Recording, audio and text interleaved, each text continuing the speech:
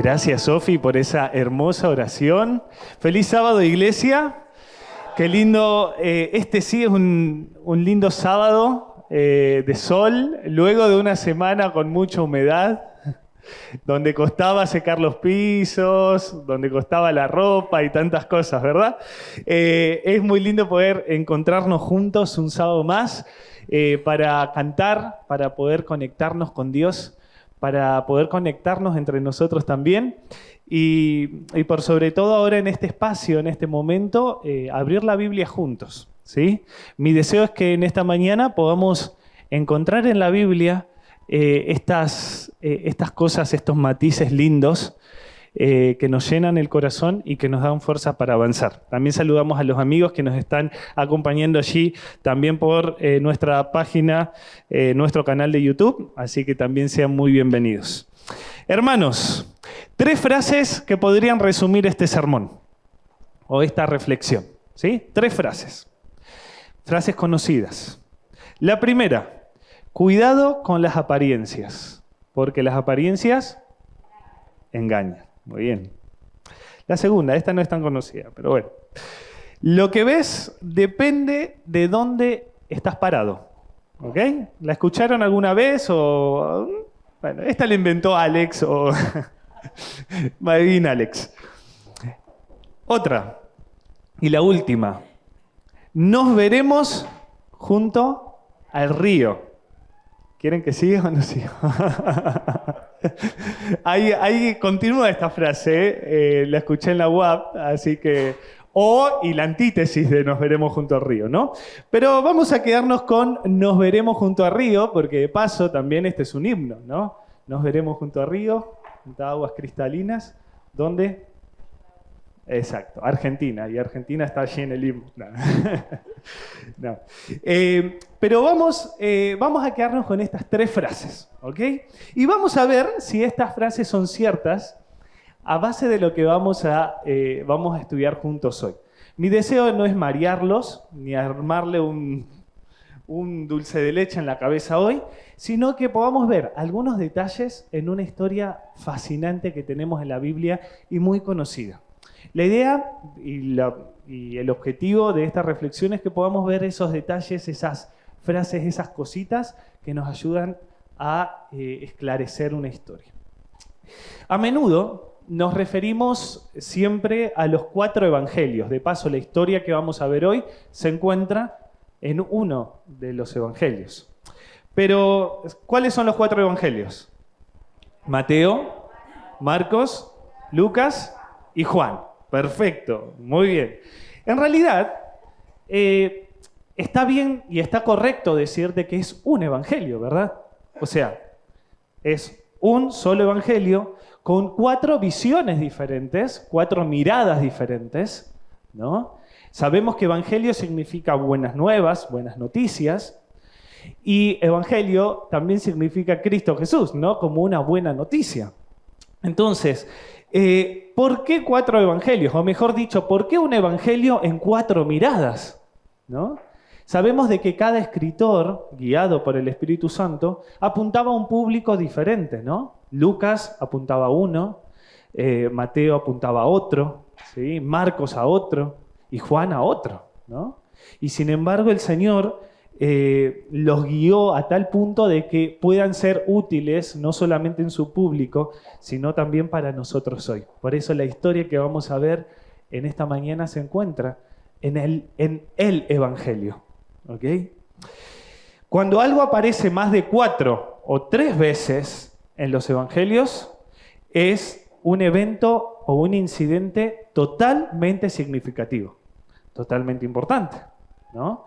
Hay un montón de historias que van a aparecer repetidamente. Y la que hoy vamos a estudiar se repite en 3, ¿sí? En 3 de los evangelios allí. En Mateo capítulo 27, en Marcos 15 y en Lucas 23. Pero tranquilos, yo sé que uno va a empezar a buscar Marcos, otro Mateo, otro Lucas. Vamos a centrarnos en el evangelio de Lucas. Así que vamos a ir a Lucas 23 y lo vamos a tener allí. ¿Y por qué nos vamos a guiar por Lucas? De paso, Lucas, el gran doctor, ¿no? El doctor amado allí. escribiendo y recopilando información. Lucas va a contener de esta historia todo lo que Marcos y Mateo dicen al respecto. Lucas también va a contener la información relevante del incidente. Lucas nos va a decir en tan solo 7 versículos el final de la historia que Mateo y Marcos no te cuentan. Y de paso, Lucas lo hace seguido. Yo sé que se está estudiando el libro de Lucas algunos, y bien, ¿no? Lucas te cuenta algo más de la historia que vamos a leer. Si no fuera por Lucas, no vamos a tener la historia completa o el final de la historia, ¿no? Y lo que nos interesa y lo que Lucas va a escribir acá es el final. Por eso, ustedes ya están allí en Lucas capítulo 23 y vamos a estar hablando de la escena, ¿sí?, de la crucifixión y muerte de Cristo, ¿no? Y allí vamos a ver algunos personajes. Primero, los personajes aquí de la escena. Si bien al principio entran algunos y demás, hoy nos vamos a centrar en solo 3 personajes. Uno, Jesús, y al costado de la cruz de Cristo habían 2 ladrones, ¿no? Ahora vamos a investigar un poquito más sobre eso. 2 ladrones, 2 delincuentes. La circunstancia, la crucifixión. Características de estos 2 personajes. Eran delincuentes, eran ladrones, ¿verdad? Y hay otra característica más. Por eso yo le pedí a mi amiga Aye, ¿sí? Ella tiene un versículo que está en Mateo 27:44, que ella lo va a leer fuerte para nosotros. Le vamos a pasar el micrófono que lo dejé por acá. Gracias. Y vamos a ver algunas características más de este personaje, de estos. Lo mismo le injuriaban también los ladrones que estaban crucificados con él. Ok, capaz leerlo de vuelta así ya te da audio Lucas. Ahí, ahora ¿Hola? te va a dar, ahora sí. Lo mismo le injuriaban también los ladrones que estaban crucificados con él. Muy bien. Y ahora mi amiga Vale va a leer Marcos 15:32. ¿Sí? El Cristo, Rey de Israel, desciende ahora de la cruz para que veamos y creamos. También los que estaban crucificados con él le injuriaban. Muy bien, muchas gracias. Interesante, ¿no? Dice que los 2 ladrones en la cruz lo injuriaban, ¿no? O sea, no sería bromeaban la palabra, sería lo chicaneaban, ¿no? En otras palabras, ¿no? Los 2, interesante, ¿no? Yo siempre pensé que era uno. No sé si ustedes han pensado siempre que eran uno. Dice que los 2 ladrones en ese momento se burlaban de Jesús, ¿no? Pero Lucas nos da mucha más información. Vamos a ir a Lucas capítulo 23, versículo 32. Lucas capítulo 23, versículo 32. Dice, llevaban también con él a otros 2 que eran malhechores para ser ejecutados. ¿Sí? Interesante, ¿no? Llevaban allí a 2 malhechores, ¿sí? Dice Lucas. En cambio, los otros evangelios dicen los ladrones. Mateo y Marcos utilizan allí una palabra muy diferente a la que Lucas utiliza aquí en el evangelio, ¿okay? Para referirse a la característica a la cualidad de estos ladrones. Mateo y Marcos usa una palabra que se llama lestés, que significa un malhechor en sentido de insurrecto, un terrorista, ¿no? Alguien que se opone al gobierno, ¿no? Alguien político, alguien que con las fuerzas de la violencia quería llevar allí a cabo una revolución, ¿no? Para que allí Israel sea libre de la opresión romana, ¿no? En cambio, Lucas no utiliza la misma palabra. El Evangelio de Lucas utiliza otra, que ahora a continuación la vamos a ver. Pero es interesante que también Mateo utiliza la misma palabra para referirse a un preso común de la época, el jefe de la pandilla, que se llamaba Barrabás. ¿Han escuchado allí a Barrabás? Allí ante Pilato, recuerdan ese incidente, ¿no? ¿A quién quiere que yo suelte? ¿A Barrabás o a Jesús? ¿No? Y es interesante, y esto fui investigando también en la semana, las palabras de Pilato en este incidente, ¿no? En un momento, imagínense en la escena, aquí les traigo a los dos Jesús, ¿no? Palabras de Pilato, que quizás en nuestra traducción no se aprecia mucho, ¿no? Aquí les traigo a los dos Jesús. De paso, en el siglo II creció tanto el cristianismo, tanto el cristianismo, obviamente después de Cristo, ¿no?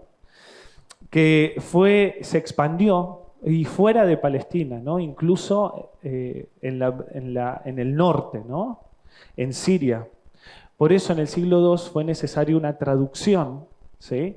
Para el área de Siria, ¿no? La traducción del Nuevo Testamento. Sabemos que Apocalipsis se escribió terminó de ser escritos a fines del siglo I, ¿no? En el siglo II ya era necesaria una traducción, ¿sí? Para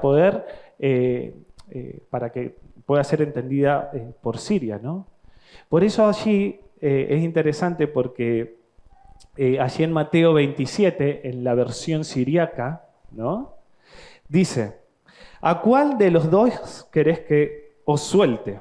¿A Yeshua el Cristo o a Yeshua Bar Abás? ¿No? Interesante. Dice que los dos tenían el nombre de Jesús, Salvador, ¿no?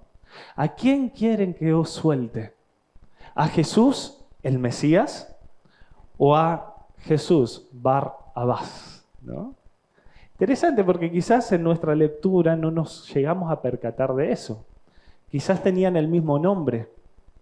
Imagínense, el sueño de una mamá judía era llevar en sus entrañas al Salvador del mundo en ese tiempo, ¿no?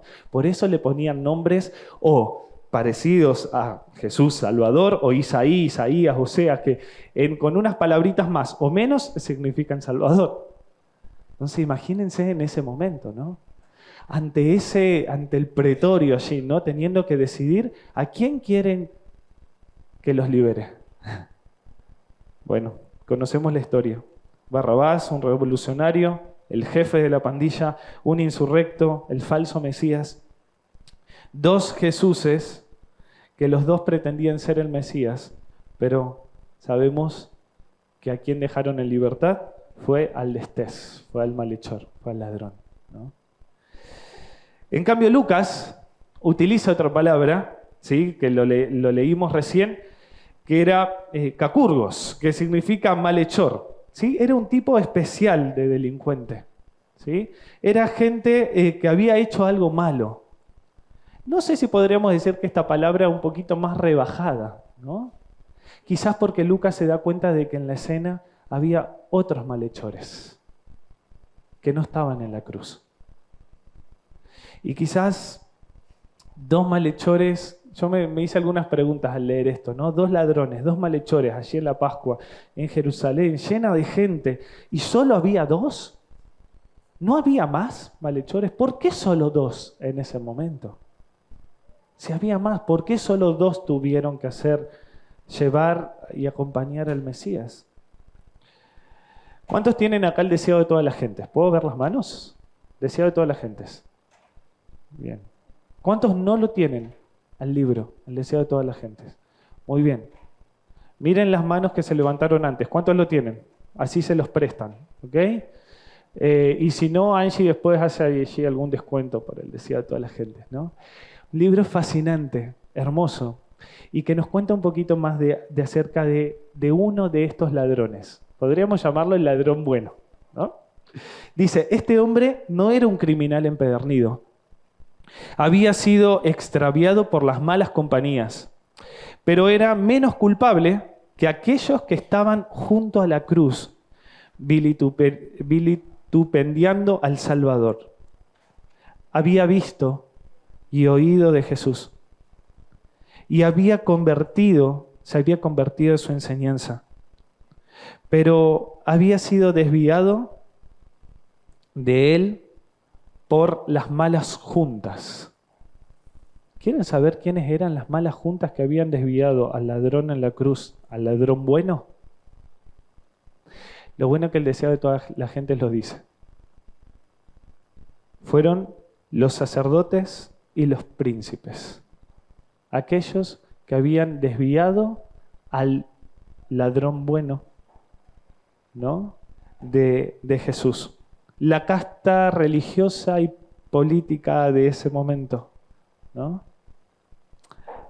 Aquellos que eran llamados a guiar a los ciegos, aquellos que la tenían más clara, fueron aquellos que terminaron mareando.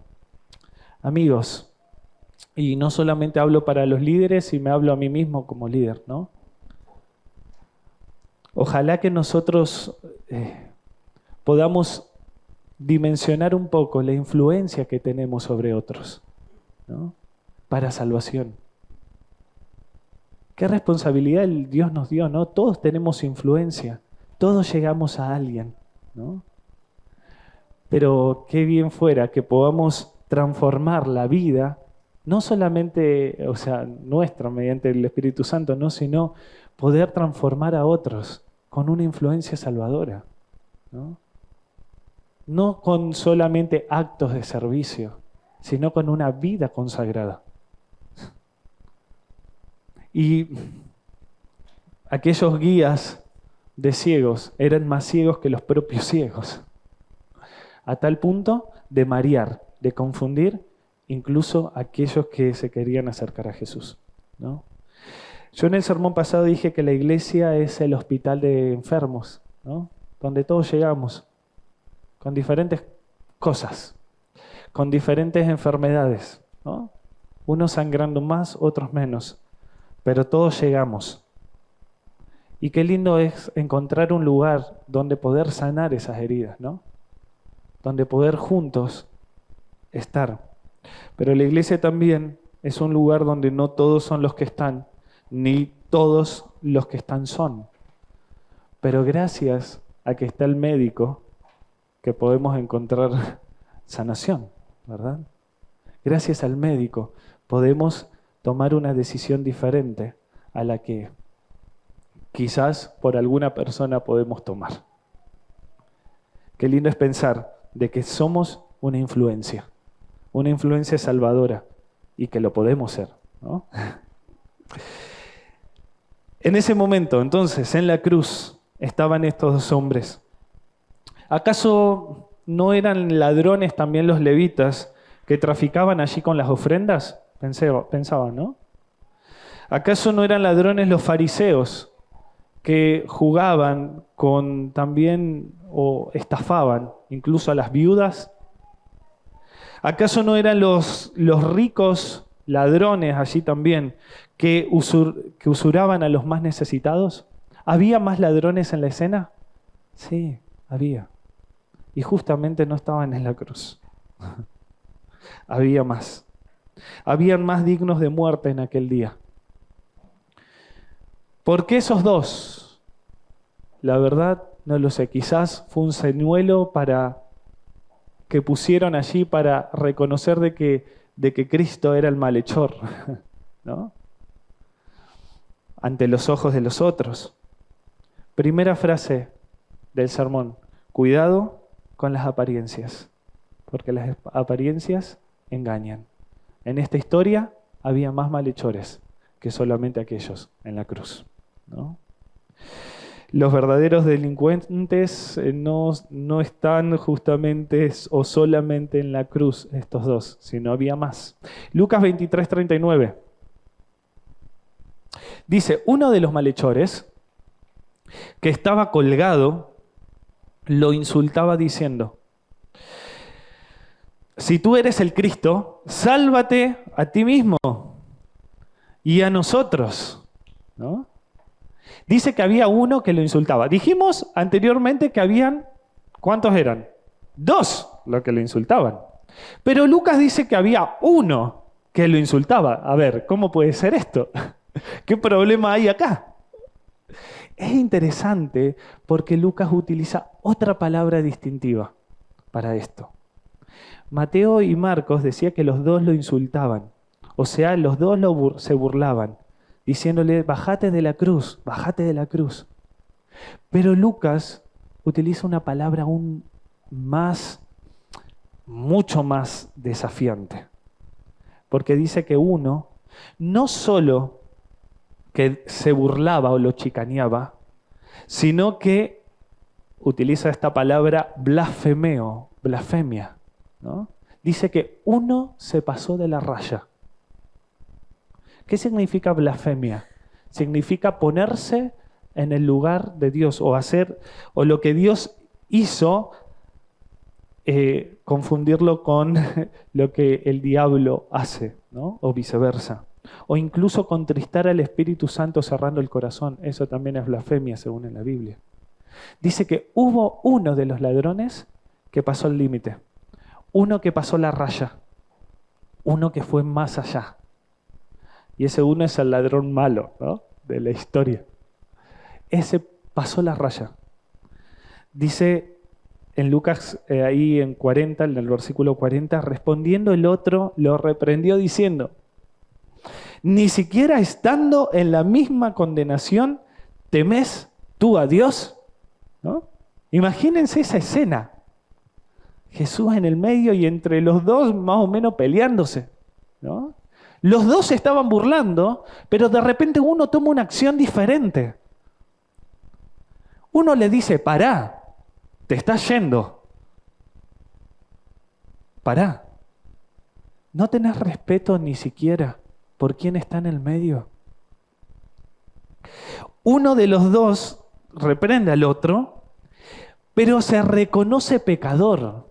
Y acá está la diferencia, amigos. Y acá está la gran diferencia que solamente el Espíritu Santo puede hacer. Uno se reconoce indigno. Uno en ese momento aprovecha la oportunidad. Religión no significa lo que puedas hacer. No significa solamente venir a la iglesia o cuántos diezmos das o cómo haces la famosa experiencia de la vida cristiana. Religión es cuánto tiempo dejas que el Espíritu Santo actúe en vos. Eso es religar, es relación. Y el ladrón en la cruz lo comprendió muy bien. ¿Se equivocó? Sí, sin duda. Hasta en la cruz dice que bromeaba, pero le hizo el clic en ese momento.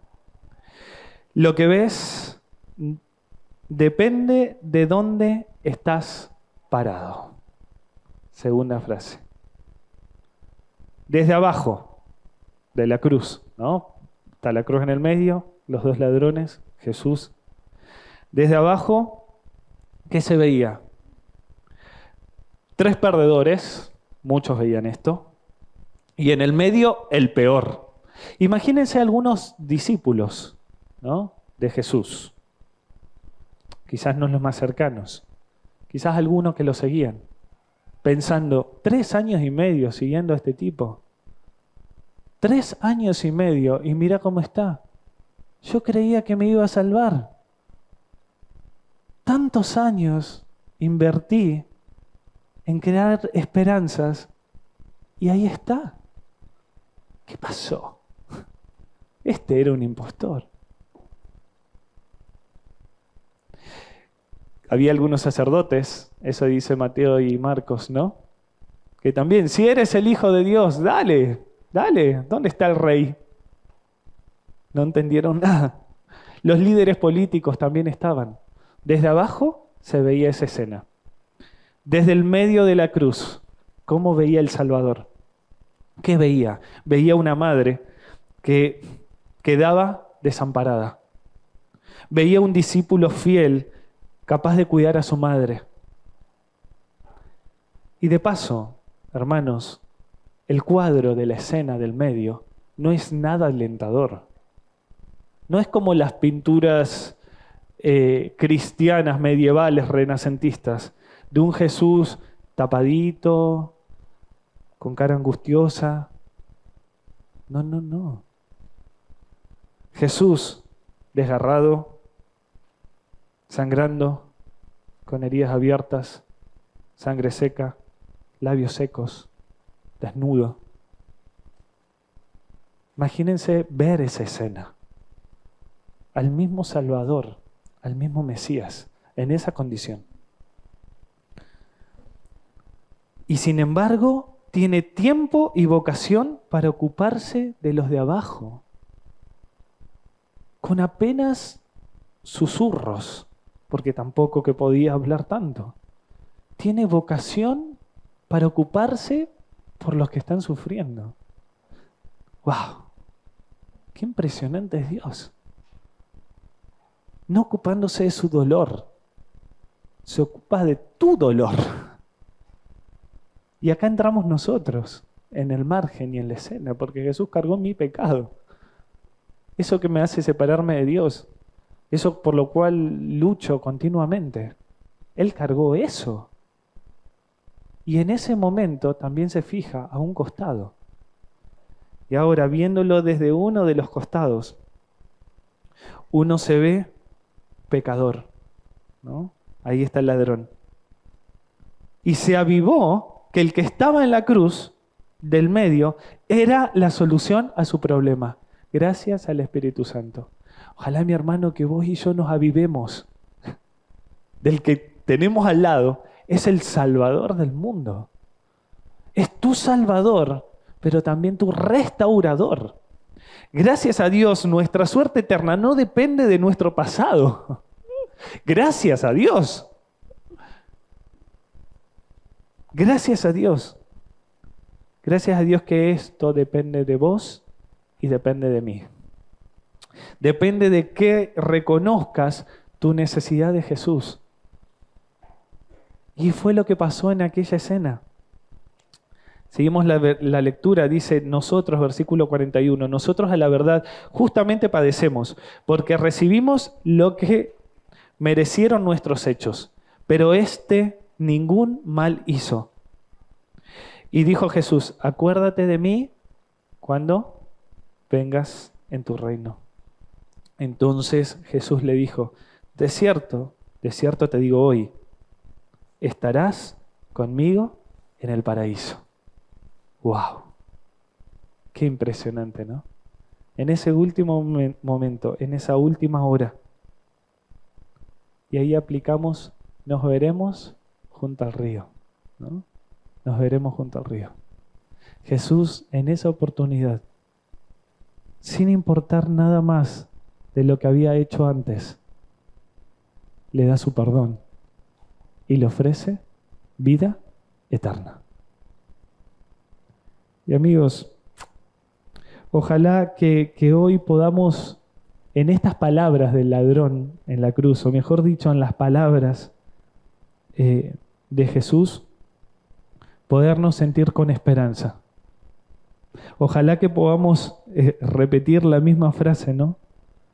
Señor, acuérdate de mí cuando vengas en tu reino.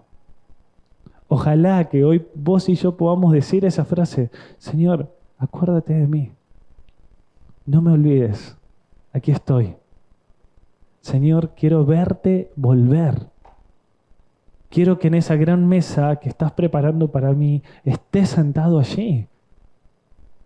Señor, perdóname si me equivoqué, si fui como un ladrón, que me dejé guiar mal, incluso por los que creían que hacían el bien. Señor, ayúdame a poder dejarme influenciar por tu Espíritu Santo para que transforme mi vida y deje de ser ese malhechor, ¿no? Ese ladrón, para transformarme en tu hijo, ¿no? ¿Dónde estamos parados, hermanos? ¿Dónde estoy parado? Ojalá que hoy tu deseo pueda ser el mismo que aquel ladrón, ¿no? Señor, acuérdate de mí. Que Dios nos ayude a poder permanecer y acercarnos más a Él. Hoy, más que nunca, hoy es la oportunidad para buscar al Salvador. ¿Cuántos quieren tomar esa decisión, acercarnos un poco más a ese Jesús, ¿no? A ese Dios que incluso tiene esta vocación de salvar? Vamos a orar juntos. Querido Dios, gracias, Señor, por darnos la posibilidad de abrir tu palabra. Gracias, Padre, porque en ella, a través de detalles, de cositas, nos puedes esclarecer, Señor, un poco más acerca de la idea de la salvación. Señor, ayúdanos a poder tomar la decisión de vida eterna y que hoy te podamos decir, Señor, acuérdate de mí cuando tú vengas en tu reino. Ojalá, Señor, que cuando venga tu reino podamos recibirte, podamos estar juntos como familia de la fe, como iglesia, porque queremos, Señor, vivir eternamente. Gracias por tu vocación de salvar. Gracias porque nos salvas. Gracias, Padre, por todas tus bendiciones que derramas sobre nosotros. En el nombre de Jesús. Amén.